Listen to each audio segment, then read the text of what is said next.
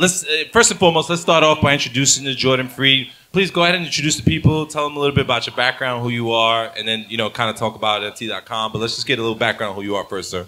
All right. Well, I hate talking about myself, but if I must, I'm a boy from Buffalo, New York. Anyone know where Buffalo, New York is? Yeah. Okay. We make chicken wings and we play football. That's it. And don't win Super Bowls. Like most boys from Buffalo, my dream was to get the heck out of Buffalo, and I did that through tech.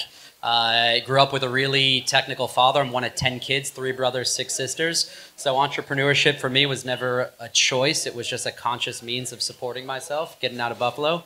And, my dad taught me how to build a motherboard when I was 8, 9, 10 years old. We learned how to play MMORPGs. Duke Nukem. Anyone old enough to know Duke Nukem? DOS? Yes, gamers in here. We got gamers in here. So I played a little bit of Duke Nukem, built some DOS applications, learned how to build web applications. And I did not go a traditional path, man. I got really into gaming, but more importantly, real-world trading around gaming. Anyone know the game RuneScape? Yes. Yeah. Okay. Yes, RuneScape. Oh man, my guy. I just met this guy. And you're in already. Yeah, he's in the documentary. RuneScape was locked the stuff. in. This is how it happens. So for those that don't know, right, RuneScape, it's a massive multiplayer online role-playing game. It got really popular in the year 2000. I started playing this game quite a bit, and I quickly started realizing people are willing to spend real-world money on RuneScape gold points. In fact, they would pay exactly $25 for 1 million RuneScape gold points. So being 12 years old, I thought, hey, this is really cool. I'm going to make 1 million RuneScape gold points and go sell it online.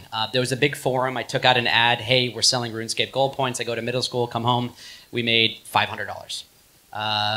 Fulfilled all the orders. My mom and dad are like, what the heck is going on? And I said, hey, I have a business now. It's going to be good. Everyone's going to retire. It's going to be great. And this goes on for months, $500, $2,000, $3,000, $5,000 a day. I'm shitting you not, I'm 12 years old. And the business gets out of control. I come home from school one day to do my normal thing. I got to get home from school. The bus drops me off around like 3 p.m. I go upstairs, and now it's a whole operation. I've got these computers all online. We've got decoy players, so we don't lose our main players. So we got the main player would give the money to the decoy player. The decoy player would go run to the customer. We had so many happy customers. It was great. It was called RuneMint.com. Come home from school, my mom's crying. And I'm like, oh my God, Dad died? Like, is everything okay? And my dad's alive. But I got sued. I got sued as a 12-year-old. Now I'm like a good boy from Buffalo. Like I never got in trouble with the law, never done anything wrong. I'm like very, try to be pretty straight. And I quickly learned what intellectual property was. It was a tough lesson for a 12-year-old. I got sued for violating Jagex Limited, the multi-billion-dollar company behind RuneScape. I got sued for violating their intellectual property, for selling their digital currency. I say digital currency because it was digital currency. It was digital currency a decade before cryptocurrency. And that was a really formative experience for me. I know others in the space share that experience. I've met so many other early gamers, so shout out to the gamers who got into crypto really early. And I think that real-world trading, getting banned for real-world trading, it's unbelievable now that in 2022, it shouldn't be unbelievable, it's amazing now that in 2022 we have games where you can take the currency out of Decentraland, you can take your mana, and you can go sell it, right? So anyway, that was a formative experience for me. I decided I'm not going to school. My parents thought otherwise, so I went to school, or at least they thought. They dropped me off at school, and I went to school. But I didn't, and I formally dropped out, and I ran away to Budapest, Hungary. Anyone know where Budapest, Hungary is? All right, Budapest, Hungary. We'll get to Puerto Rico. Somehow I end up in Puerto Rico here. But I moved to Budapest, Hungary, and my first realization, boy from Buffalo, getting there is, holy shit, the internet sucks here. Like, it sucks. Oh my God. I couldn't access Netflix. I couldn't use Hulu, Pandora. I couldn't use any of the, the first, generation of web applications because I no longer had an American IP address. I'm like, I know I left America, but did I have to leave all these web services behind? So I quickly learned what a VPN is, a virtual private network. And make a long story short, it led to me forming my own VPN called Buffered VPN. And again, that was right place, right time kind of moment. This is pre-2013. So, fast forward to 2013, some guy named Edward Snowden, you probably heard of him, popped out of nowhere, told the whole world the government spies on us. big surprise. And everyone wanted a webcam cover and a VPN subscription. So buffered VPN starts growing really rapidly. And we became notable as we were one of the first consumer software businesses to start taking Bitcoin as a payment method.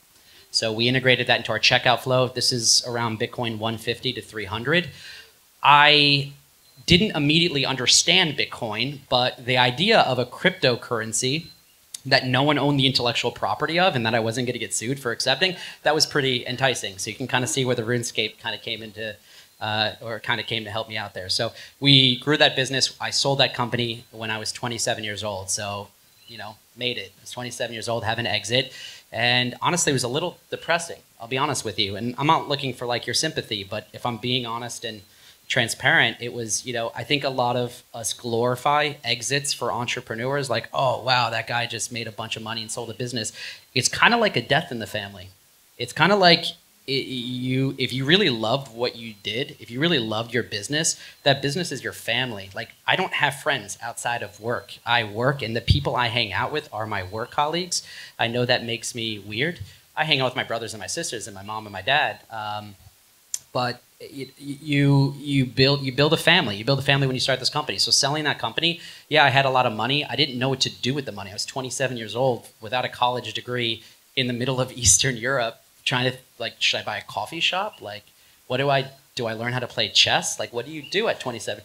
So I knew I'm a really bad retired person. Like, I can't, what I really loved was not the exit. It was building. I loved building something from scratch. I'm a junkie. I love it.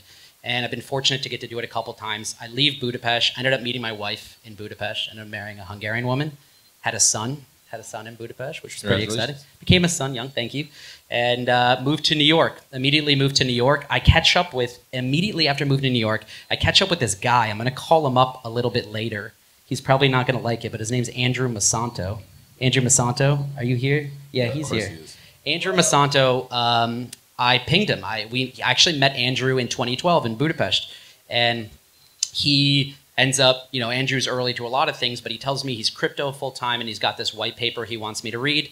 And I read it and I immediately send him like 5 pages of comments on the white paper. And he goes, whoa, whoa, whoa, whoa, whoa, slow down. Why don't you just come meet the founders? And that turned out to be a guy named Mance Harmon and Dr. Lehman Baird, who were the founders of a protocol called Hedera Hashgraph. It wasn't called Hedera Hashgraph then, it was just called Hashgraph. It was a technology. And they had this intellectual property for that. So I was really fortunate, along with Andrew, Andrew and I got to write some of the first checks into Swirls. And their go-to-market, honestly, at the time, I'll be real, it was flawed. And we validated that our go-to-market was slightly better, and credit to Andrew for seeing this early. They wanted to license a consensus algorithm in 2017 to a bunch of multi-billion-dollar multinationals for them to build their own crypto for corporates, right? Their own blockchains internally. And I'm like, no. The value in blockchains are in the network effects on blockchains. We need a blockchain on Hashgraph, which isn't a blockchain at all. It's a directed acyclic graph, a graph of cryptographic hashes, but we won't get technical just yet. And that's what happened. So I got to join Andrew. Andrew was like number 3 in the company, and I was number 4. And Andrew was founding CMO, and at 27 years old, I became the senior vice president of global business development. And my job, it was ridiculous. You guys are going to laugh when you hear this job. My job in 2017 was to go pitch multi-billion-dollar multinational companies to join an enterprise DAO. Like, that just sounds ridiculous. Just remember 2017, right? We're talking like Bitcoin 1,000 to end of year 20,000, but we're talking about I had to convince huge companies to try to join this thing, and everyone laughed at us. Everyone was like, you guys are fucking crazy. Like, this is not going to be a thing. This is just not going to happen. And that was rejection after rejection after rejection until you got 1, and we got 2, and we got 3.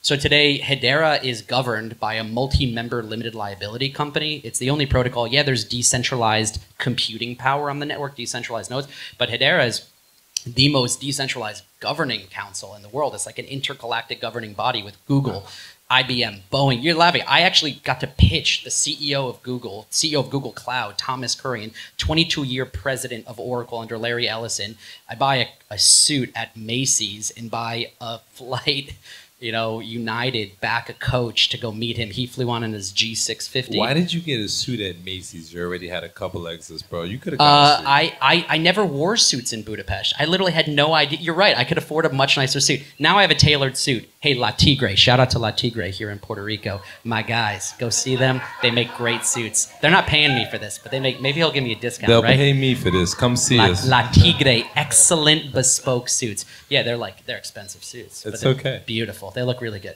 I should have worn one I don't tonight. wear like suits and stuff here in Puerto Rico because it's unnecessary, right? If I'd look strange here, right? But it would. If I came in a suit, I think everybody would have walked out. I mean, I didn't know this was an IBM convention, right? So you go to Macy's, right? You pick, the best $800 suit they had, and you went down to, you went and pitched the guy. What did he say? So I had to fly to Cleveland, Ohio, in the dead of December, which is, hey, Cleveland. We're getting a lot of love for a lot of cities here. I love it. So I got to pit in, honestly, pinnacle of anyone's career. I'm sitting across the room from this unbelievable intellectual that helped build Oracle into the behemoth that it is today. 22 years with Larry Ellison. That's hard. That guy has a huge ego. And to build that business up. And now, he was big falling out with Larry Ellison. He's recruited by Larry and Sergey and team to come lead up Google Cloud. It's unbelievably impressive what they're trying to do. And we were the first thing that they had to do on blockchain, or that they wanted to do on blockchain. So we got them to govern this body. Literally what that means, this is it's not a joke. Literally they sign an LLC agreement that says we agree to become a member of this multi-member limited liability company. There's a lot of legal risk there. Months and months of legal review. And we ended up closing it on Christmas. It was Christmas Eve. I was back in Budapest with family for Christmas, and we ended up closing it, that Christmas Eve, and they joined. And then we did it with IBM and Boeing and Deutsche Telekom. There's Shinhan Bank, Nomura. These are the most risk-averse organizations on planet Earth, right? And they're now embracing this technology. So the world starts changing. That's great, but I start getting the itch. And that itch is, I know what I am and I know what I'm not. I'm not a guy that runs Monday morning enterprise software sales meetings. And that's what it really takes to build the Hedera DAO, the Hedera governing body. I have no business being in a boardroom in, any boardroom, but especially a boardroom with the CEO of Google Cloud. What am I doing there? There's people with Harvard and MIT and much better credentials to be able to do stuff like that. And I'm like, I gotta hire myself out of a job. This is just, I'm a traction guy. I'm the, 0 to 50 million ARR. I love building businesses. I love that uncertainty in the early days. And once something gets to that point of stability, it's probably a character flaw, but I get a little bit bored, right? But I have enough emotional intelligence to know that's what I'm good at. I'm good at the vision. I'm good at the early execution. But once there's an HR department, I'm out. And Hedera honestly became that. And I think what really did it for me is it wasn't just governance that we talked about governance. I would get yelled at by Google. They were now my boss. And it was Google, IBM, and Boeing. And I remember sitting in this meeting. And I'll never forget, we're in Seoul, Korea. We're having our first governing council meeting, and I tweet something out. And literally one of the board members, I'm not going to call out which one, but one of the board members, I don't think anyone has ever heard this story, one of the Hedera governing council members interrupts the entire meeting and puts a motion on the floor to ban all tweeting and social media during council meetings. And I'm like, I don't think I'm going to last here. This is a really hard place for me to be. And I think, they took governance seriously. That's the organization they wanted. It was no longer mine. It was no longer mine and Andrew's vision. It was it was these big companies. So I ended up leaving. Pandemic hits. I'm living in New York City. It's March of 2020. Pandemic hits. And I look at my wife and I'm like, hey, we can move to Miami, or there's this other place, a little further south. We've never been there. We could go check it out, and we could move there. And her first answer was no. It was just I don't think so. She's from Hungary. She's from Budapest. She didn't even know where Puerto Rico was on a map. To be fair, I didn't know where Hungary was on a map when I moved there, so I didn't really blame her. But we ended up flying down. We flew down here to check it out, and within a week, we met unbelievable friends, and we cut the cord, clean cut from New York, and we never left. So we continue to live here. Raising kids in Puerto Rico is unbelievable. My kid hasn't put on closed-toed shoes in 3 years, and is learning to surf and scuba. He speaks Spanish, and it's amazing. He's He's got diverse friends from all over the world, right? People who moved down here, not just from the States. He's got like British expats that were also living in New York and moved to Puerto Rico too. They're here. And he's just, it's been amazing. And I left Hedera, fast forward to where we are. I know we're not here to talk about any of that. This is really long-winded. I feel like I'm monologuing, so I'm gonna shut up. Yeah, I'll shut up in a minute. And then we, came here. I wanted to keep building things, and I wanted, hey, how can I figure out how to keep doing what I really enjoy doing for the rest of my life? So when we came to Puerto Rico, I started a totally fresh company from scratch. That's this company on my hat. It's called Immutable Holdings. Immutable, like Immutable Ledger Technology. Holdings because we like to hold the shit that we build. I don't want to sell stuff anymore. I really want to hold on to these things, but I want to find other operators for them, people who are much better to help scale these things. And our first baby, the first thing we launched, we did launch an asset management business already.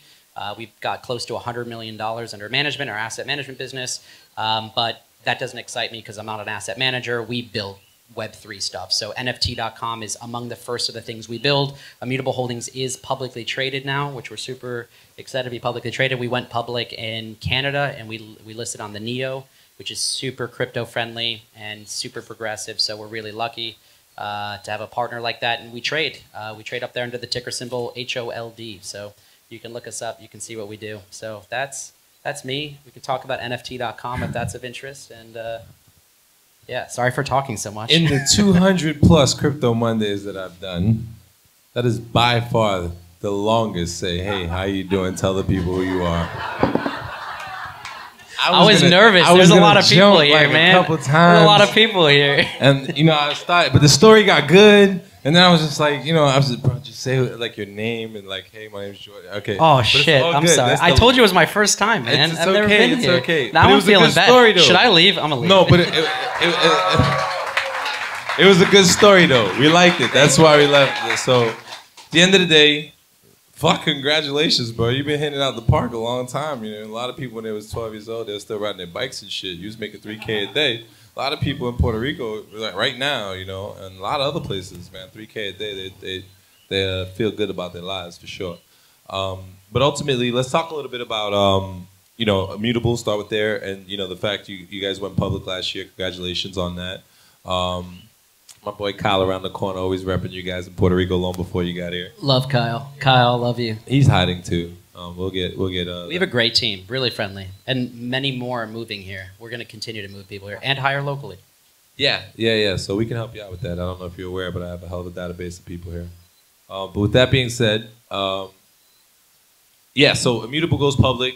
Did you guys already have, the domains and what was the strategy for Immutable from the onset? Yeah, so it was a vision and it was a few businesses that were stood up, right? One was an asset management business already, and then the rest were largely planned business lines. Shout out to Avion. Yeah. You could be our next sponsor, Avion. Give me a buzz, Avion Water. That's a product placement there. You should wait till they pay you before you do that, actually. We'll give him one free. We'll give him one free one, don't worry. That's as far as it goes. Yeah. So yeah, we wanted to roll a bunch of things together. Here was the frustration, Pedro. If you want me to be honest with you, the frustration was. I never want you not to be honest with me, sir. I'm going to stop saying that then. It was when you look at crypto deals, right?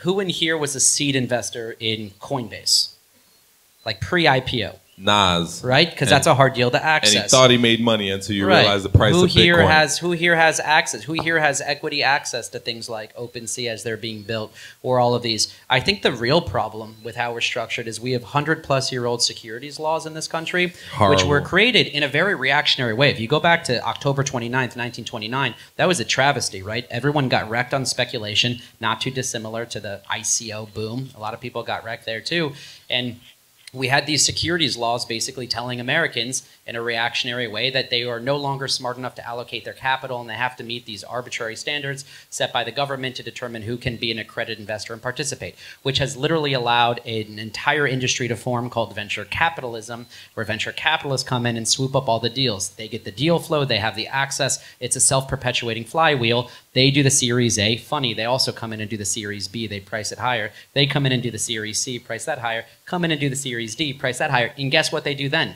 They then go public and dump their stock on retail investors, right? It's ridiculous. This guy gets it. I've been saying, anyone who's been paying attention, I've been saying this about the securities laws for years. It's the reason why the United States is lacking in innovation and why entrepreneurs like myself and others go other markets overseas where we don't have the SEC regulations. I've been talking to you people, and I'm sure you guys listening.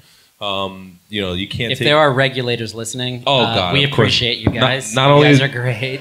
Not only are they listening, I'm sure there's one or two in the crowd, bro. They visit us frequently. I forgot we're on the internet. Hello, yeah, no, hello, not just the internet. People. They usually come hang out. They say hi too. Well, no, but there is a need for regulation, right? There is.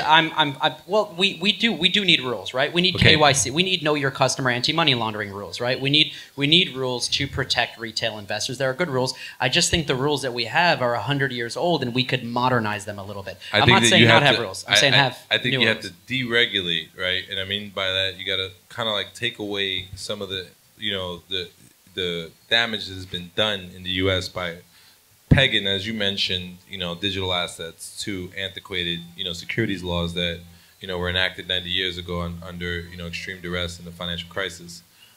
These two don't go together at all. It's like, oranges and apples, and that's why you have the friction you have here. So I think you have to, kind of decouple those two things. You should have, obviously, frameworks, but I also think that, every time that you have regulation for technology, 6 months from now, that technology is going to change, and the regulation doesn't have an opportunity to catch up. So globally, and I'm sure you're aware, I'm sure you travel just as much, as globally, right? Like every market that is regulated has regulated themselves out of the market.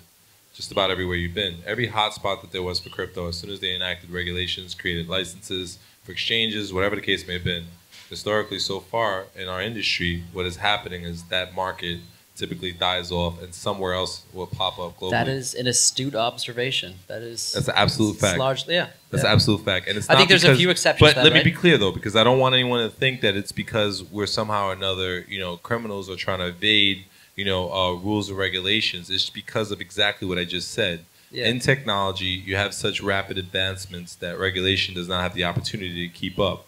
And when you create regulation, it's by the letter of the law, not the intent of the law.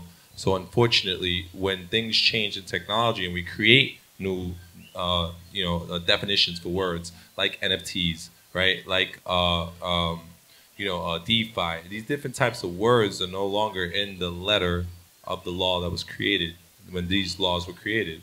And it takes them too long to recreate new laws to catch up, and the market just keeps moving.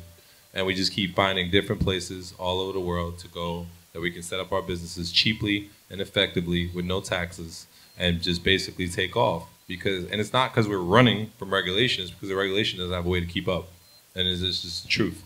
And it'll keep happening. Dubai just recently, I've been spending a lot of time in Dubai. Dubai just, they're starting to enact a lot of regulations there. And I can almost guarantee you within a year, everybody will leave Dubai as well. And the same thing will happen. They enacted regulation and taxes, and the same thing will happen there as it happened elsewhere. Pay attention.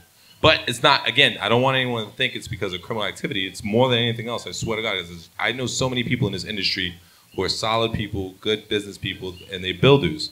The truth is these digital asset laws are very difficult, and it makes no sense. And it's exactly from what you said, which burns it boils my blood, where, these laws were created, essentially in telling you that you're not smart enough to invest your money, bottom line. And these accredited investor laws are so heavily weighted, and as he mentioned, it created this whole industry as a venture capital that's also not fair to the general public whatsoever, right? And you should be able to place your money wherever you want.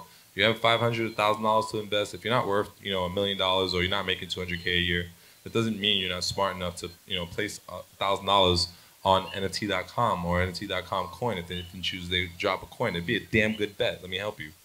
So like but in the U.S., it's a problem, right? And then you have a lot of other places that they're so financially dependent upon. To be clear, it's possible. Like we did it with Hedera. It's just very, very, very difficult. I think we were one of the first projects in 2017 to actually proactively meet with regulators. We met with Val Skapanik and Hester Peirce and briefed them on our idea of launching this enterprise DAO in the United States. And they said, best of luck, that sounds crazy, but if you can actually pull that off and get these companies on board, like, yeah, we'll provide comments every step of the way. We didn't apply for no action relief. Our position was pretty solid that HBAR was never going to be a security, but it was the most risk-adverse thing to do. The amount of money we spent immediately, I'll tell you guys, we spent over in our first, I think within our first 12 months, we spent over $6 million on legal bills.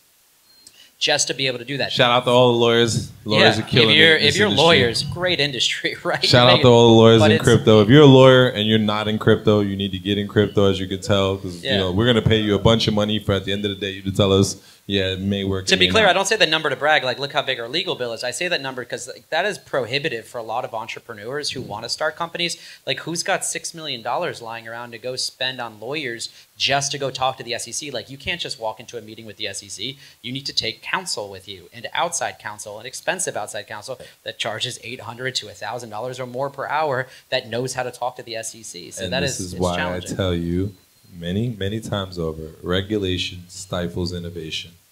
It happens, bro. You have all these rules in place and all these legal fees. I feel like we're getting political here, and I'm getting scared. I'm telling you, this is what it is. But let's move on. Moving right along to Immutable, right? You guys go public. Well, that's where we went public, right? To just finish the whole thought, I agree with a lot of what you said. But again, I don't want to like alienate anyone or make regulators. We love you. Come check me out. Those guys were pissed about the regulatory comments. Cool. Sorry. We love you guys too. Okay. But go ahead. Continue. So we have. So we went public to democratize access to good blockchain equity. Like, why is it just that VCs have access to all of these good deals? Why shouldn't everyone have access through their brokerage account to really amazing blockchain equity? Go back a couple years ago, literally 5 years ago, the only publicly traded blockchain company you could buy was like the Marathon Patent Group or Riot Blockchain or these publicly traded Bitcoin mining companies. And listen, excuse me, but like if you want exposure to Bitcoin mining, I can teach you how to set up a Bitcoin mine. Just go do it yourself. You don't have to like buy at these ridiculous multiples in the market. There's better ways to get that core exposure. So we need to build this bridge between our world, Web3. This is a Crypto Monday. I assume a lot of people here are either in crypto or interested in crypto. We live in a bubble. We live in this world where there's all of this amazing innovation, but all of traditional finance can't access it. So we need more. Grayscale Bitcoin Trust is a financial product that allows traditional investors in a brokerage account take exposure to Bitcoin. Not my favorite thing in the world, not the most efficient way. We really wish we had a Bitcoin ETF. Regulators, please approve a Bitcoin ETF. Just one way to take exposure. But that's core asset exposure. There's a lot of investors that just want picks and shovel equity exposure to the sector. And our whole philosophy was, okay, well, we're builders. Let's let people ride alongside us as we build. And I pitched it to Kyle. Kyle was the first guy who was like, you're crazy. You want to go public right now? And I said, yes. And we did it. And we got a bunch of other amazing people involved. And now we have an insane team. Actually, all the team is like back at the office right now. We're launching NFT.com tomorrow. So I agreed to do this just because we're launching tomorrow, and I'm going to tell all of you about NFT.com, and I want to get you involved. So I'm gonna look. I'm being full disclosure here, but I think it's important. Back to the point, to democratize access to good blockchain equity. And you know, how cool would it be to take exposure to NFT.com while we build it? That's not financial advice. Speak to your own financial advisors, do your own research, read our publicly disclosed financial statements.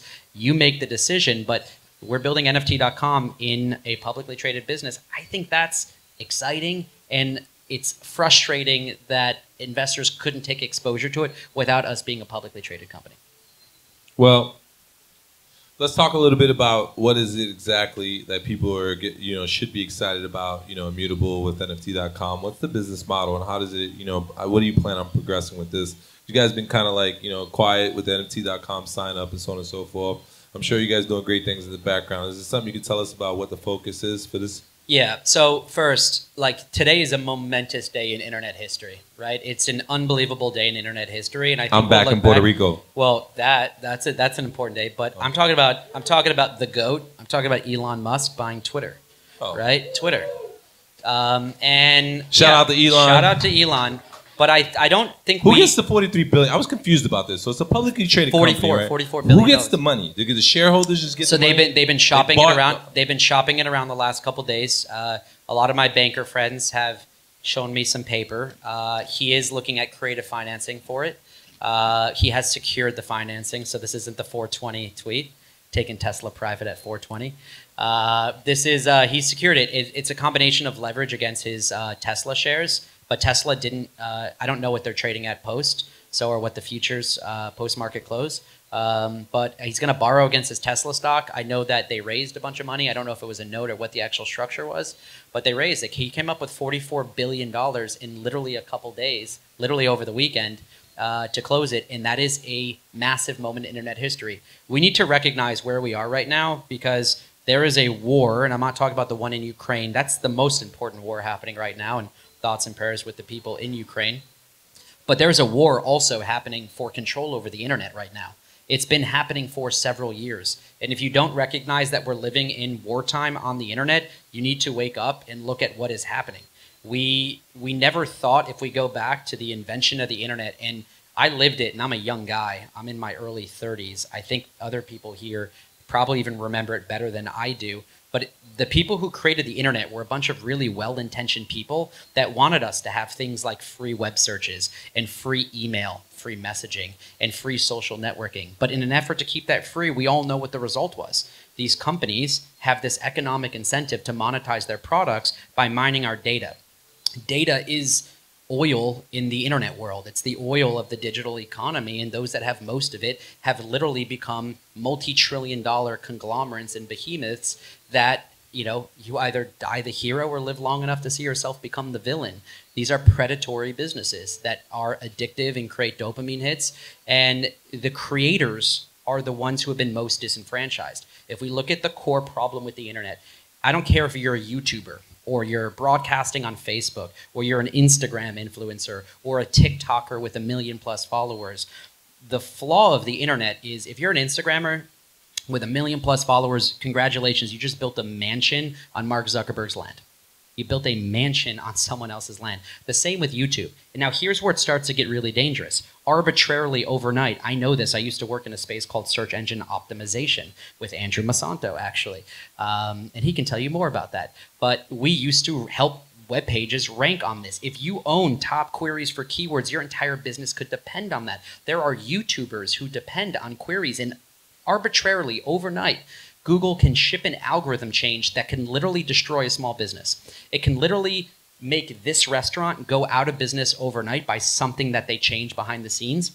It's not open source. We have no insight into it. And it's not just like the PewDiePies of the world and the Logan Pauls and the Jake Pauls and all the big creators. It's the small mom and pop creator making $100,000 a year on YouTube. It's the people who are doing FBA, fulfillment by Amazon. They're selling products on Amazon, and they're beholden to Amazon's algorithm and the logic in this marketplace.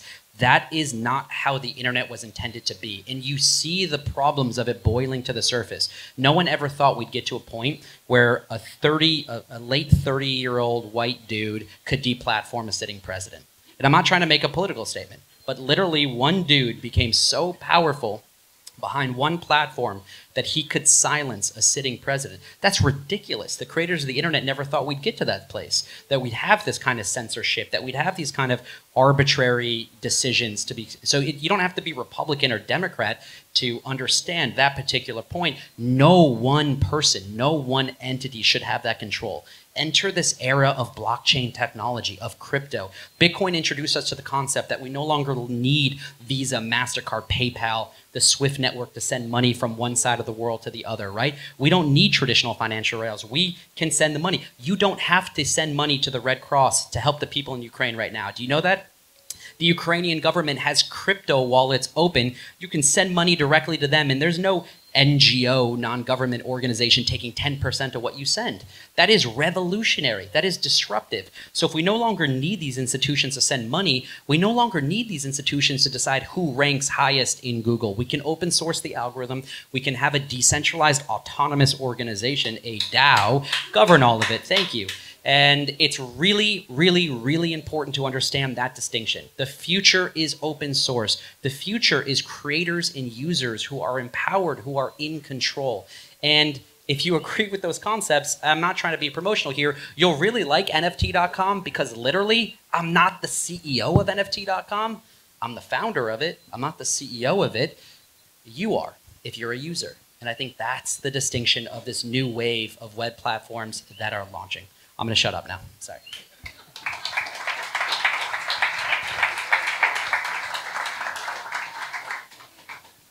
So Jordan here is benefiting from, you know, the internet phase of broadcast where we don't have to go to a commercial break, because Lord knows if we did, we'd be in trouble. But no, you should have commercial breaks. Does someone want to come up here and promote something? Yeah, we'll get around to that. We'll get around to that. But ultimately, so help me to understand again. So like you have Immutable again and NFT.com. What is what are we gonna do here? How are we gonna make some money?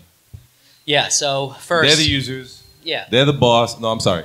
They're the CEOs. No, you're the CEO. You are the CEO. He works for you. You are a user of. I do. He works for you. Literally, I do. There'll be better bosses than Google. How are we gonna make the bosses money? How are we gonna make this money? So where I think this starts to get really interesting is, what if you could own a piece of NFT.com? It's too good of a domain name for one dude to own. It shouldn't just be Jordan's domain name, and it shouldn't be Pedro's domain name. It shouldn't belong to one company. It should be a public utility. It should belong to an ecosystem, kind of like a blockchain, kind of like a public blockchain. We can use it to store value. We can use it to send messages. What if we did that? And what if it was open source? What if you could come to NFT.com and mint NFT.com/Pedro or NFT.com/Crypto Mondays and mint it as an NFT? And then what if we use that NFT as your identity, as your single sign-in login credential? Now it's not just a picture of a monkey or a robot or a crypto kitty or a woman of wonder. It's your ID. It's how you log into NFT.com. So you have that Pedro token. You're logged into NFT.com. What are you logging into? Good question. You're logging into a decentralized profile. That profile, if you're a collector, is your gallery. It's your storefront if you're a creator. And all of that integrates into a fully decentralized marketplace on the back end for you to interact and transact. Where I think this starts to get really exciting is it's controlled by the creators. It's controlled by the users. Now, I think that's a subtle but important distinction from OpenSea today. I've been really fortunate since we got this domain name and since I've been in the space to meet the people behind the Bored Ape Yacht Club. Who here has heard of the Bored Ape Yacht Club? I hope you have. Bored Ape Yacht Club. Okay, what about the Doodles? Who are the Doodles? What NFTs? The duck. The ducks. There's who here has an NFT? You know what I'm talking about? Then okay, great. We're talking about NFTs now. Non-fungible tokens. Maybe we need to talk about NFTs there. But if you understand what NFTs are, these are PFP collections, profile picture collections. A lot of them have no utility. A lot of them are really cool, just pictures. Your picture is different than my picture. We all have different pictures. What if it wasn't just a picture and you could log in? And if you talk to these creators who've created the Doodles, who have created the Bored Ape Yacht Club, these people have done hundreds of thousands of ETH in transaction volumes. Guys, that's hundreds of millions of dollars in volume on OpenSea. The space is exploding, but get this is going to blow your mind. These guys don't have account reps. They don't have account reps. There's no one at OpenSea for them to call or talk to. They don't typically know Devin or Alex, the CEO and CTO of OpenSea. They don't earn loyalty points like you do when you fly United or American Airlines. They don't own options or equity in the platform, even though these are the people that just helped OpenSea raise $300 million at a $13.3 billion post-money valuation. They're disenfranchised creators. It's the same thing with PewDiePie and Logan Paul and the creators that built up YouTube. These people build the platforms. They help the platforms justify the valuations, but the platforms are closed source and proprietary, and they own no piece of it. There is a better way. That's how we're going to operate with NFT.com, where the creators that add the most value to the platform will somehow accrue the most value on the platform. And that is the way the internet should work. It's a lot different than how it works today. So you talked about like value. If you like any of these ideas, we're launching tomorrow. You get an NFT.com Genesis key. There's 10,000 of them. They start auctioning literally 24 hours from right now at 7 p.m. 23 hours from now, 7 p.m. tomorrow night. We'll be hosting an event. If you all are still going to be here tomorrow, we're hosting an event at the NFT Smart Gallery. Lighthouse. At the Lighthouse. Lighthouse Gallery, Old San Juan. Yeah, shout out to links. We'll put it in the Gallery. social media chat. You know, well, there'll be more people there, I'm sure. Yeah, and I think this is a fitting place to launch a project. I don't want to talk all night. We can kind of take questions. I wanted to get Andrew Masanto up here to also say a few words, but if you like these ideas, join us. If you don't like these ideas and you think I'm a babbling idiot, also still join us and say so in our DAO, because I'm not an all-empowering voice in our DAO. You can shut me up if you have a Genesis key. So that's you guys are the boss. So let's talk about a little bit about, NFT.com launched tomorrow. You have these Genesis keys. What are these Genesis keys are? And go ahead and explain that to me a little bit more. A Genesis key is a unique NFT. There's every single one is different, and there's 10,000 of them. The Genesis key unlocks your position as literally co-founders of NFT.com and the NFT.com community with us. So there's a couple DAOs out there. Who here has heard of a DAO, a decentralized autonomous organization? Okay, good. We have a smart crowd. A DAO is a decentralized autonomous organization. There are DAOs trying to buy professional sports franchises, WAGMI United. There's a DAO that is trying to buy a golf course, Lynx DAO. There are DAOs trying to organize around buying the Chicago Bulls right now, Krause House. There are DAOs set up around ideas. My buddies in this corner over here are big biohackers. They're talking about doing a DAO for their biohacking ecosystem. It's a group of people, a community. Crypto Mondays could be a DAO. You could force people to have an NFT to show up to that DAO. Our vision is we can't build that vision that I just articulated without you. We need other people that are ideologically aligned, or at least partially, and have other ideas on how to improve that want to come do it with us. So we came up with this concept of a Genesis key. It's Genesis because it's the beginning. It's the beginning of NFT.com. And it's kind of like having a harvard.edu email address in the beginning of Facebook, but as if that harvard.edu email address gave you a seat on Facebook's board of directors, right? Remember, you needed a Harvard email to join Facebook, which I was really pissed about because I didn't even go to college, let alone Harvard. So, and then you had to wait. You had to wait until they opened it up. And I had to wait till they opened it up to the people who didn't go to college at all. And that really sucked. And that's basically when my mom was joining. She's lovely, by the way. But you don't want to be in a social network with your mom. So how do you launch a Web3 platform? You need a community. You need an ideologically aligned community. And that's this Genesis key. So these people, you get a Genesis key. The Genesis key literally is what you use immediately after you get it. You mint your first 2 profiles. So you get NFT.com/Pedro and NFT.com/Crypto Mondays. I got to save that for you. Make sure I save that for you. We got 24 hours. Javier, can you make sure we save that for him? Thank you. Javier's doing a great job over there. Let's give a round of applause for Javier. Shout out for Javier. He's the guy in the NFT.com show taking the pictures. My AV guy who's been here every week for the past 4 years just looked at me like, how you can give my guy Jorge a round of applause, man. This guy here's built us, man. I swear to God he has. Shout out to you. Thanks for doing this. All jokes aside, my mic died.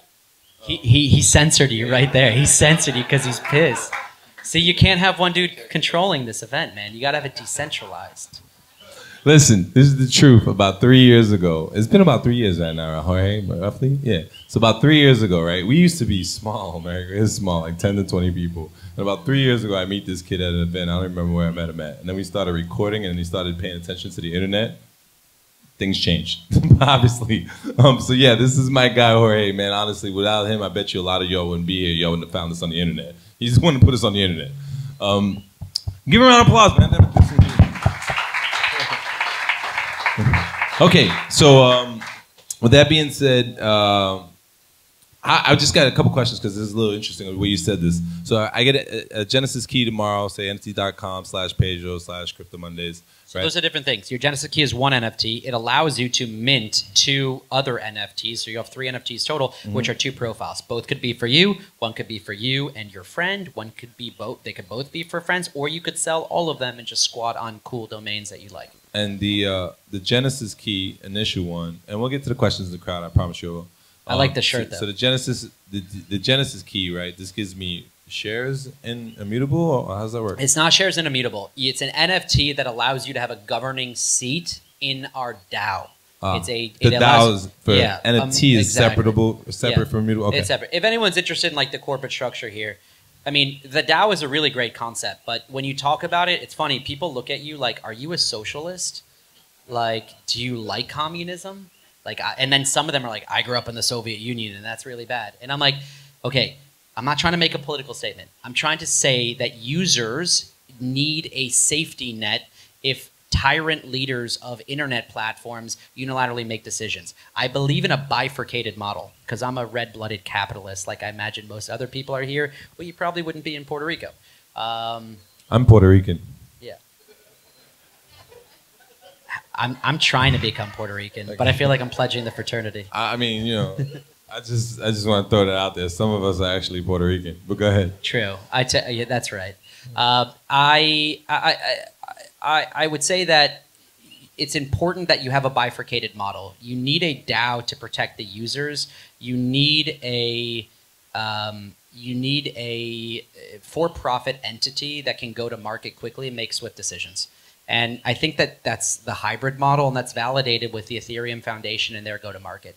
If you look at the Ethereum Foundation, it was literally registered on the same day that Consensus was registered on. One of them Joe Lubin went to Consensus and did the for-profit. Consensus gave us Infura. It's an application stack that allows you to make API calls to the Ethereum network in a more performant way, kind of like bottlenecks the transactions and batches them or submits them. And then MetaMask, right? Probably a lot of you use MetaMask as your wallet. You need for-profit companies around protocols dedicated to making that protocol better, but in a sustainable way. MetaMask is like, I think Consensus valued at like $4 to $8 billion. It's pretty impressive.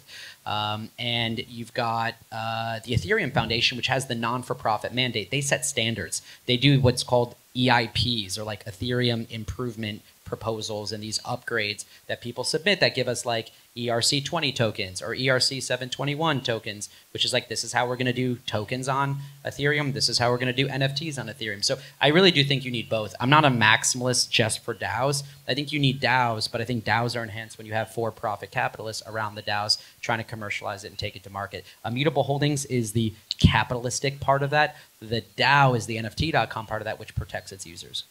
So if you get a Genesis key, you're part of the DAO. You're not a shareholder of Immutable Holdings, to be clear. I like it. Makes sense. We got questions. You got answers? Hold on. You got to grab a microphone, brother. We paying the AV guy. We got to use him. He's right there. Mic check. The AV guy's fired. We got a new one over there. No. Here, I'll tell you what. Why don't you just come up here? So my AV guy gets the next microphones right. I think you might have already answered my question. I was just going to ask what network you're building this on.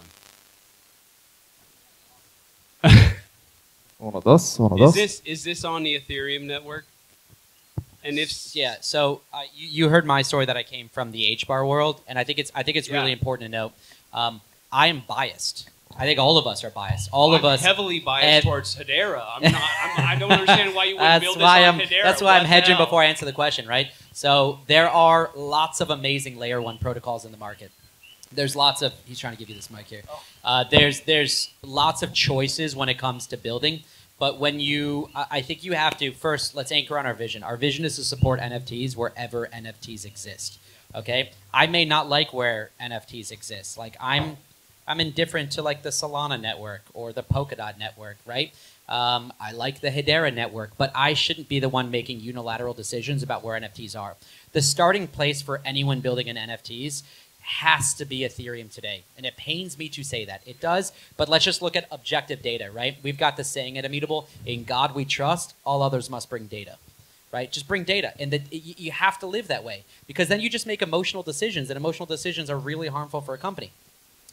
There's almost 200 million accounts on the Ethereum network today.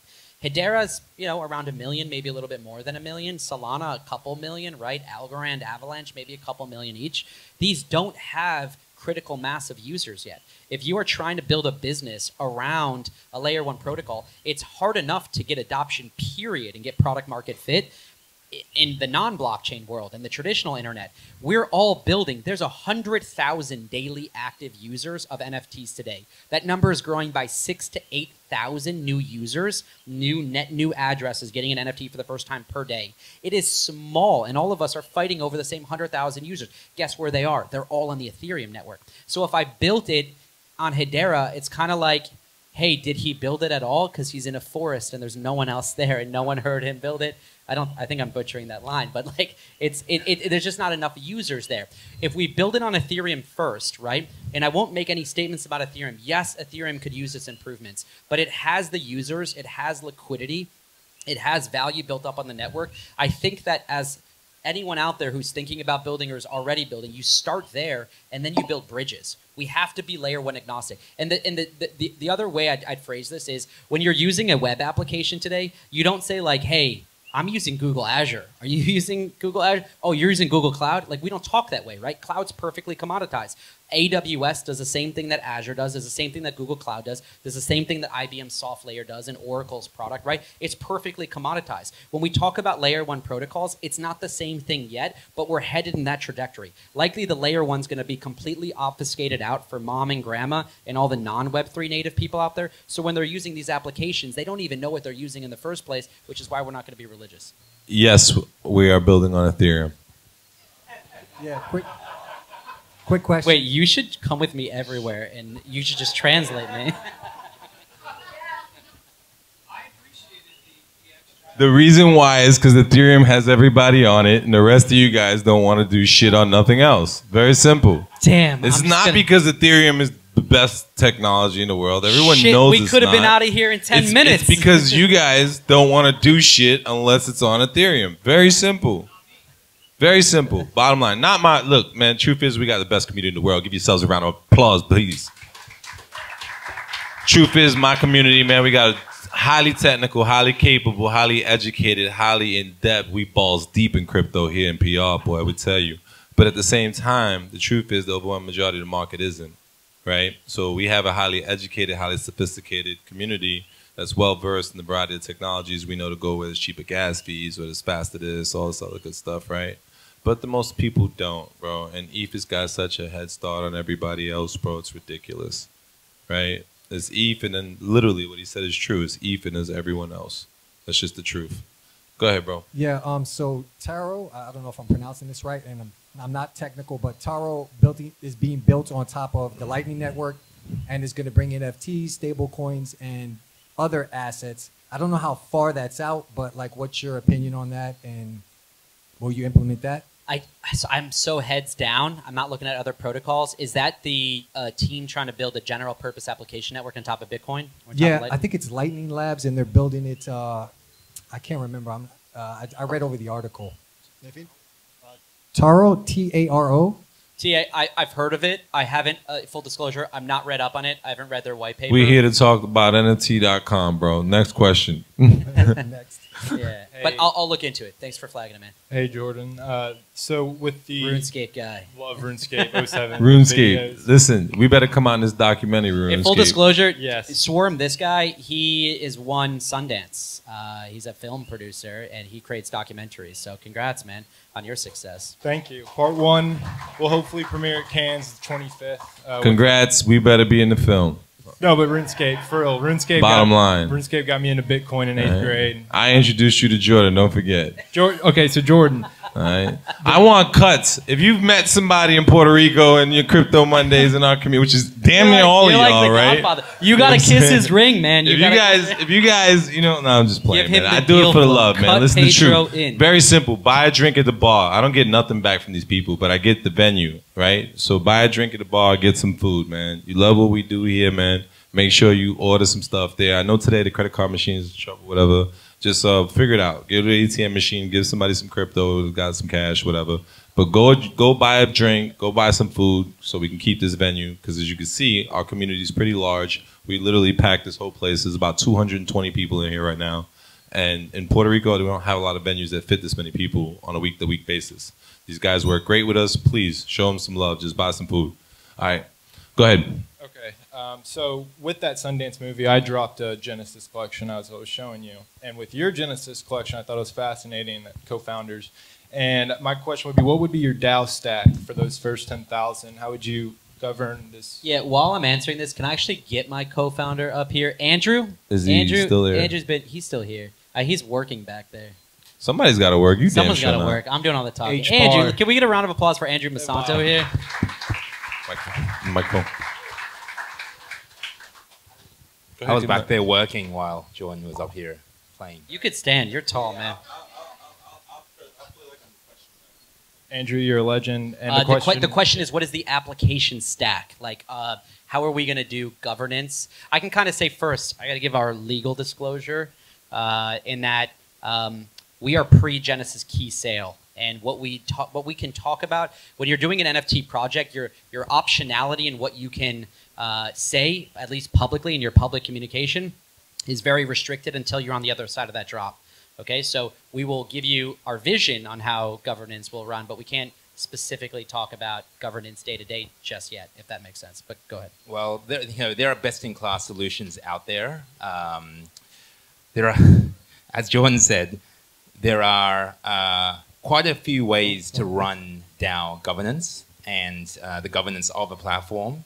And what I can tell you is that we have studied a lot of the best-in-class solutions. Everything from Uniswap to Links DAO, which both of which I participate in the governance of. But without put it this way, there will be a way for the community to help to create create both the decisions that need to be made and then put their weight behind those decisions by way of votes. We just can't say how right now because of the regulatory environment. There's two categories of governance, I think. One is off-chain and one is on-chain. I think on-chain is so important. You can't just be making a vote and then counting on a team of centralized people to enforce that vote. So I think it's super important, and as much of what we can do as possible will be on-chain. The current governance stack is pretty basic right now. For those that participate in DAOs, there's like discourse for submitting proposals and then snapshot voting. I'm not saying that that's what we're using or that's how we're doing things, but it's very limited. I know that Masari is working on a new governance application stack. I know that many others are building new tools to make governing DAOs easy. And by the way, if you're like, DAOs, what is this? Talking about DAOs now, I think is like talking about NFTs in 2017. Like it's very, very, very early for DAOs.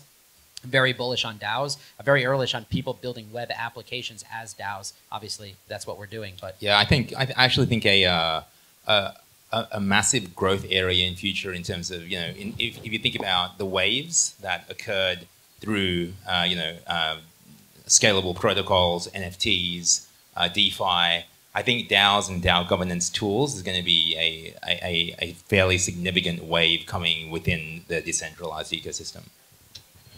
Perfect. Thank you so much. Next question. Come on up here. We got a microphone right there. We got a lot of cool T-shirts here. Where do I get these T-shirts? To the moon. Oh, this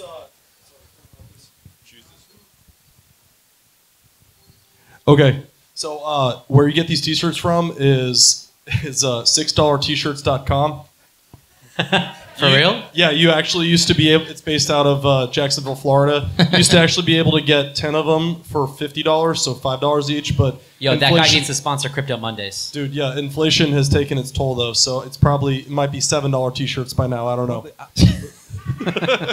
But so go ahead. How about the guy that's on the stage right now sponsor Crypto Mondays? Huh? How about the team that's up there right now? Deal. Nice. You already knew. You already knew. We have to support Pedro. We got to. Two quick questions. The Genesis key. I'm assuming that's paid for in Ethereum on chain. How much does that cost, either in Ethereum or in dollars? And then my second question. Yeah. So I'm. Or maybe you can't say that. I don't know. No, we can. We can talk about it. I'm going to let him talk about it. But sure. The first thing I'd say is, if you want a Genesis key, we have been open for what we call the allow list or the white list for a while now. Okay. It closes at 7 a.m. tomorrow morning. So if you like any of this, you literally need to go to NFT.com right now. I would do it on your phones. Join that white list, and then Andrew will tell you how much they cost. So we had to think about the fairest way to do this, right? So there's profit maximization and there's fairness. And we actually went towards fairness. I'll tell you why. Because what we did was sort of a modified version of a... I got to admit, I wasn't ready for your accent, bro. Guess where he's from? Guess where he's from? Somewhere in UK, somewhere or something. No, Australia? Australia. Australia. I knew Australia or New Zealand. I knew it was probably Australia. Yeah. That's the one. So... There are going to be 3,000 people who get a Genesis key from the whitelist, right? Everyone gets to bid what they would pay for a Genesis key, and the lowest bid of the 3,000 wins, and everyone pays the lowest bid. Okay, so think about those dynamics. Let me say it. Let me just say it one way. There's an auction starting tomorrow night at 7 p.m. Right. The whitelist closes at 7 a.m. Anyone who's on that whitelist can submit a bid. All the bids at the end of the auction, which will run for 48 hours, that's how long the auction is, all the bids are going to be ranked from highest to lowest. The top 3,000 people get a Genesis key, but someone may have bid 100 ETH, someone may have bid 5 ETH, right? We don't know, and everybody shouldn't pay different prices, so we take the first loser's bid, which is the 3,000 and first bid, and all 3,000 winners pay the first loser's bid. And so it stops a couple. Yeah. Oh, I see. And no one knows, it's blind. No one knows what the bids are. So- Totally blind. So if you've got 10,000 bidders, everybody pays the 3,000 and first bidder's bid. The lowest 5,000, 7,000 bidders, they don't get anything. But the highest bidder pays a lower bid than he actually bid. Well, the ones who don't make it in that Yeah. first 3,000, they pay the median price of the 3,000 in the public sale. So then they have to compete against. So the remaining 7,000 keys become available. Okay. There's 10,000 keys Correct. total, right? The remaining keys that aren't whitelisted will be sold in a public sale, but the price is determined by all of the whitelist bidders. They don't even know they're determining the price. It's their median. The 1,500th bid is the purchase price, and it's not an auction at all. It's just a sale. That's right. Oh, the median of the 1,500th of the 3,000. 1,500th of the Yeah. 3,000 So that's winning. definitely going to be higher than the 3,000 and first It will bid. definitely be higher. Maybe so double the or whitelist something, is or for the higher, early yeah. Discord members Yeah. or the people who came to Crypto Monday in Okay. Puerto Rico. Excellent. Sorry, I'm a huge Hedera fan, by the way, and a huge Oh, Mr. thanks so much, Wonderful man. fan. So He was founding CMO. I was founding head of business development. So awesome. And one of your partners is Mr. Wonderful with NFT.com, right? Kevin O'Leary from Kevin Shark O'Leary. Tank is one of our strategic investors in Immutable Holdings, and he's very active. Yeah. And so, last question. Sorry, I know you mentioned Elon Musk earlier today and buying Twitter and everything. Remember a while back he tweeted Planck's constant, like literally H bar. I remember that. And then later he tweeted tau is greater than pi, which is his birthday is 628, and tau is literally double of pi. But like, so maybe it's a joke about that, or maybe he's talking about the tau blockchain. I'm not sure, but like, what do you think Elon Musk meant when he tweeted out that H bar? Are you guys going to try to get him to be a governing council member, or have you tried that, or will you try that in the future, or has he said yes or no or maybe, or what do you think about all that? Yeah. So first, Elon is an absolute genius, but he's also crazy. With that said, he does listen to his friends and he does listen to his family. We have been fortunate enough to brief many in and around his circle, including his family on Hedera, and including people who he trusts on Hedera. Elon definitely knows what Hedera is at this point. I can't comment on if anyone's joining a governing council or not, but I can say that how things unfold out of Pandora's box is anyone's guess. That guy tweets whatever comes to his mind and what he wants to tweet. So, yeah, but he knows H-bar. He knows what it is. Next up. Hey, what's up, Andrew? Another cool What's up, T-shirt, Jordan? man. Man. Another cool T-shirt. See these guys' t-shirts? I appreciate it. Also, a H-bar fan as well. Another DAO question for you guys. I totally agree with what you were speaking about of being able to help grow the platform as being a creator on it and having more of that stake as it's a growing platform. Turning that into a DAO, what are your thoughts and opinions as far as the transitioning of a platform like that, creator gig economy, into a DAO? Is that something that you see that is started from the ground up, or is that something that started as a centralized company for profit, turned into a DAO? Well, Didn't I tell you we had the sharpest community in the world? Hold Yeah, that. great question, man. it's pretty sharp. An idea has to originate from somewhere, right? So usually that's a single human mind, and then that idea spreads to other minds. So a lot of the times ideas start from a centralized place, right? But you want to create some sort of stability before you decentralize, typically, right? Even Satoshi Nakamoto came up with Bitcoin. I mean, there was a bunch of people, but still quite centralized, right? It wasn't everyone coming up with Bitcoin immediately. So, the concept of DAOs and the way that we come up with it. Yes, Immutable Holdings is going to come up with NFT.com. NFT.com is started by a team of people, and that's just going to have to happen. But I think it's very indicative by the way that we've approached this via the Genesis Key launch, and having the Genesis Key launch. Genesis Keys is the founders of the community, that we very much intend to very quickly decentralize it.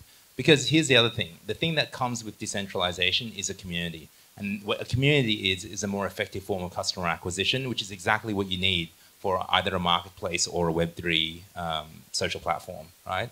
You need these things. So it is incumbent upon us to make sure that A, we create that community, and B, we give them a role and a place where they actually have a say and where they're satisfied with both the experience and the product, the experience of the DAO and a product. So it is coming as quickly as possible, but not precisely sure of the timeline at this point in time.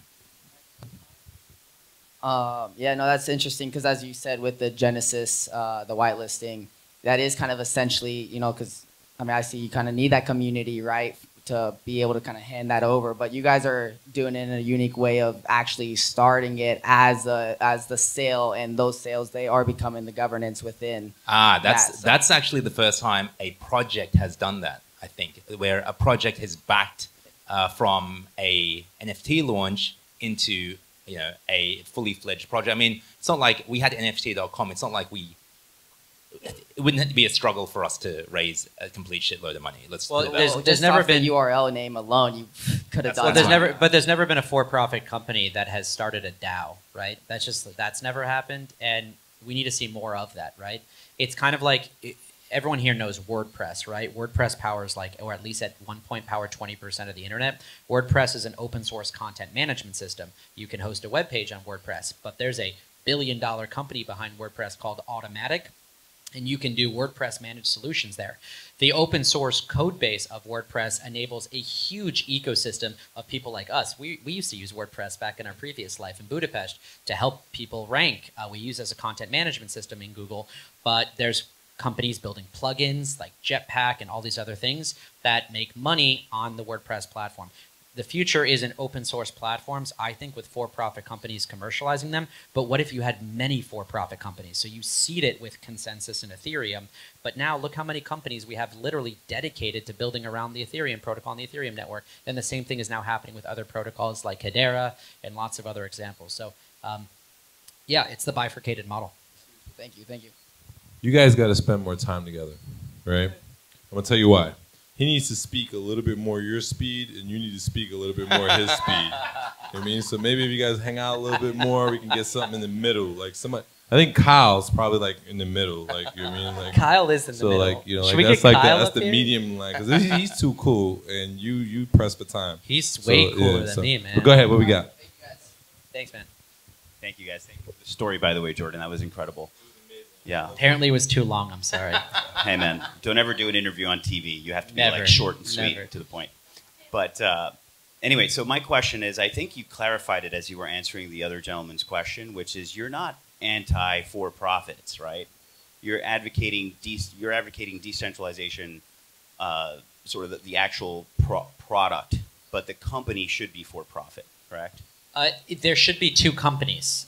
There should be a for-profit protocol that rewards people who contribute to it. Like in the case of the Ethereum developers, the people who were earliest adopters and contributed the most code are literally worth billions of dollars or hundreds of millions of dollars. But that's still open source, though. But you're right. That's open source, but that protocol has a non-for-profit mandate. There's a lot of $100 million companies that provide CPU bandwidth and storage to that network to do Ethereum mining and make money with it.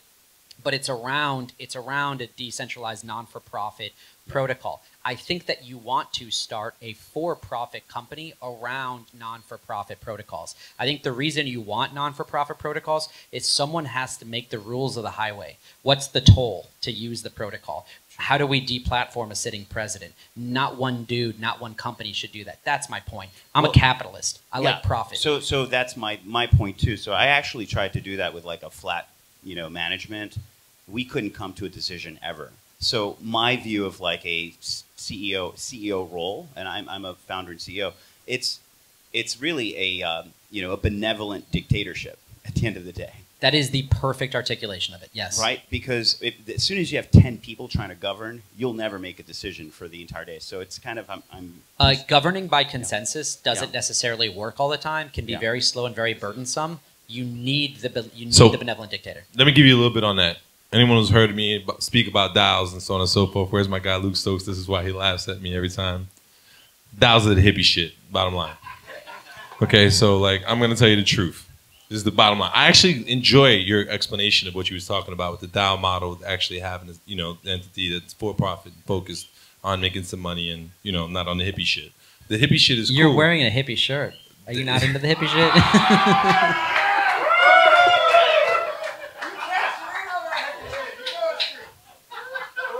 This is not a hippie shirt, okay?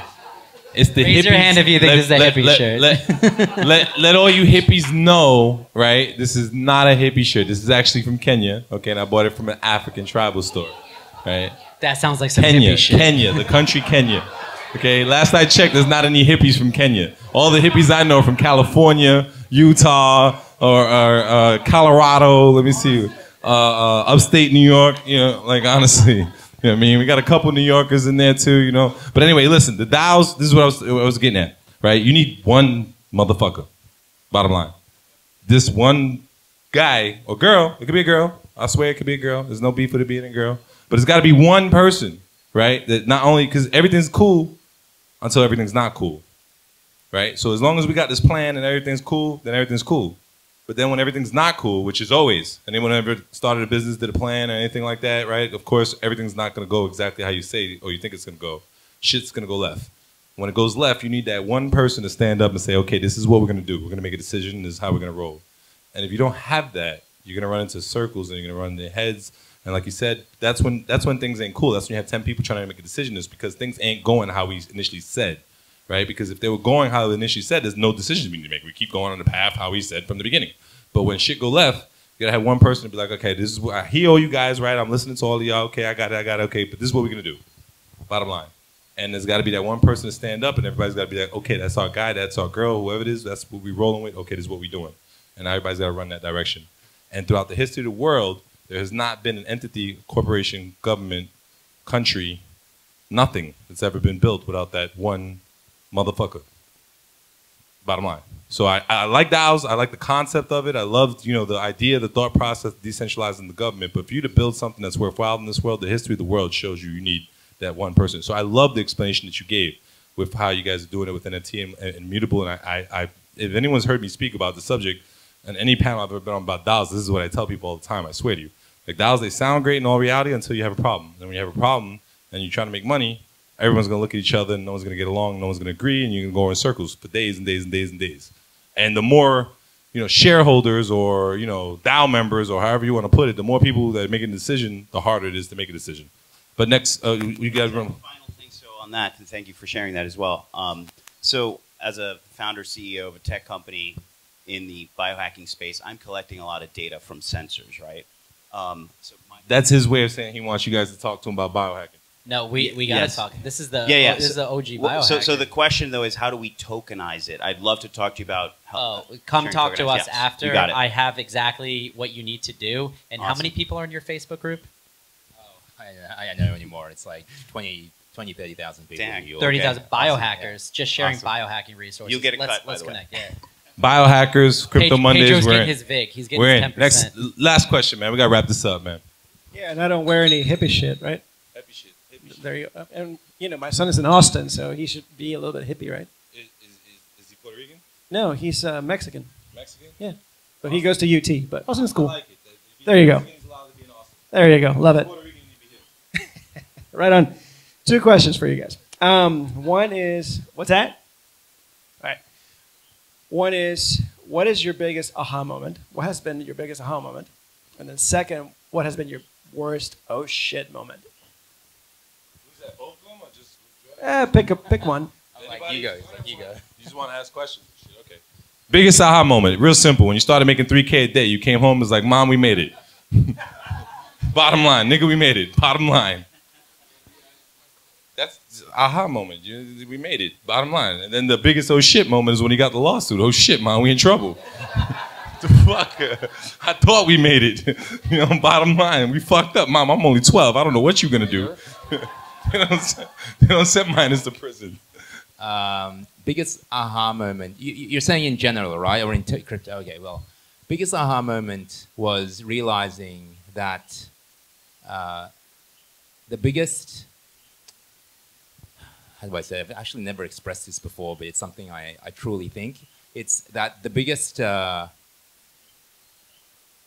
problem of people trying to solve their problems is that they are somehow removed from seeing the truth, or they're somehow lying to themselves. And the biggest mistakes I've ever made in my life have been when someone has lied to themselves so much that it's impossible to tell that they're lying, right? Because if someone is completely delusional, yes, delusional, then your body can't. There's nothing to see that they're actually lying. So it's why I default towards trying to find the truth, even though most of the time that truth is extremely unpopular. Social conditioning would tell you that that truth is not correct for some reason, right? It's the reason why, you know, in 2017, everyone said Hedera was not going to work. In 2017, people said not to buy NFTs. You know, 2011, people said that Bitcoin was crazy. I mean, these are examples within crypto, right? But they apply to all other forms of, you know, of life, whether it be from, you know, relationships or your time, or, you know, even life itself. You know, what are those integral truths that are just very difficult to find? That's been probably the largest aha moment that I've had over the last. I'll be really quick because bullshit. I'll be really quick. My oh shit led to my aha, which is it's a really hard question. It really made me think, but I think my oh shit was I wasn't living a life that I was happy with when I was just working. I had literally no balance. I was all in on working. I would work, like, literally wouldn't leave my apartment for 2 weeks. In Budapest, would have everything delivered. That was the oh shit. Like, oh shit, this isn't good. I don't have love. I don't have a life. I'm just, what is the purpose of having money and having this company if I'm not successful? And I knew I had to make a change. The aha was when I realized, you know, I was living a limited life. I was literally allowing limited beliefs to prevent me from going out there and putting myself out there. I met my wife at 1 p.m. in a salad bar. I walked up and I said hello in Budapest, right? And I think that's so much of what I attribute to my success was the aha of just overcoming the fear and overcoming a self-limiting thing in my mind that was preventing me from going to be who, honestly, I think I really am. And I'm really sad for how long I lived not living that way. Where's Kyle? And for how many other people continue to. Where's Kyle? Armor. Where's he at, Kyle? Come on Kyle, up here, homie. Get up here, man. Come on up here, homie. Come on up here. Let me get a round of applause, Mr. Kyle Armor. Tell the people where the address is tomorrow. Do you know the address of the event tomorrow? Yes, 257 Calle San Justo. It's across the street from the very large Banco Popular building in Old San Juan. The whitelist is whitelist.nft.com. It closes very soon, so you should do that right now. Soon. Perfect. You, Kyle. So thank you, Pedro. I want to thank you guys. Let me get a round of applause for my guys up here from Mutable Holdings, NFT.com.